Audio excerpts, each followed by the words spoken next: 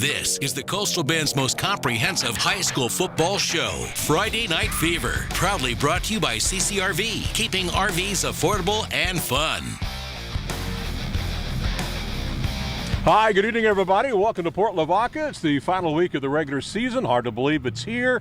Alan Harwood with Paul Alexander for what was supposed to be for the district championship, Port Lavaca versus Calallen. And a much different game than anybody would have anticipated. It became a defensive struggle. Nobody would have thought that. That's for sure. Let's roll the highlights and let's get you started on what happened tonight on a cold night. Wind chill factor 47 degrees. Here come the Cats, 9-0, looking to capture the outright title, and of course, pass away. Those big bad sand crabs, boy, they big points all year long. And for Coach Phil Danaher, well, he was trying to become the first Texas high school football coach to ever win 400 games at one school. Now, turnovers would play a huge role in this game. Cats had a good drive here, but they fumbled the ball away. Calallen knew they had to win the turnover battle tonight, and instead they give it away on their first possession. That led to a sand crab field goal, 7-0 first quarter. Second quarter now, Cats are driving. They were able to move the ball, but Charlie Hill dragging tacklers. This is a controversial call. Apparently there's a fumble, but we can't see it here. Wildcat coaching staff was incensed. They said the ball carrier's forward progress had been stopped. The officiating crew did not see it that way. They turn it over yet again. All right, it was huge because just a few plays later, it would lead to this Connor Kessler long 37-yard run to make it 10-0 at halftime. If Kessler is on the perimeter one-on-one, it's over. He's too big, he's too strong, he's too fast. And it took the Sand Crabs just 1 minute to score in the second half. And after a long kickoff return, here's what happened. Steve Johnson barrels in at 17-0. Johnson, who had been bottled up most of the night, and we knew that was a critical possession. They got the second half kickoff. It's a 17-0 game. This will be Calallen's only score of the game. That's quarterback Jared Garza runs it in the third quarter to make it 17-6.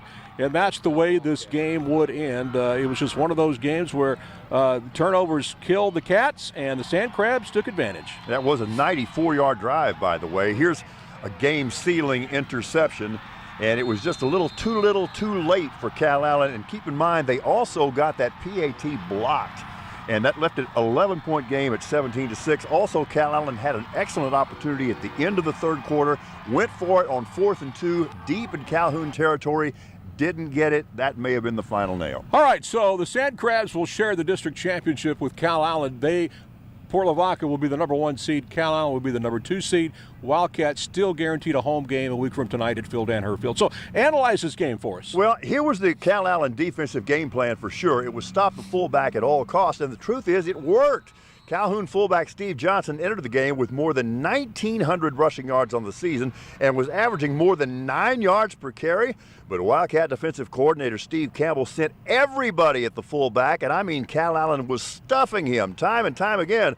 This was the first time all year that Port Lavaca was repeatedly looking at 2nd and long and even 3rd and long. Johnson finished with 68 yards, but with the fullback shut down, the Sand Crabs moved to the second part of the triple option. Senior stud quarterback Connor Kessler really started hurting the Wildcats with the keep on the perimeter. He wound up with 124 yards on the night. And Calhoun wins the game and becomes the number 1 seed in the district, despite the fact they did not attempt a single forward pass tonight. Yeah, pretty amazing, that's for sure. Well, again, that's your final score here in Port Lavaca. Another huge game in Alice tonight. Roland Rodriguez is there to see if Gregory Portland or Alice would advance to the playoffs.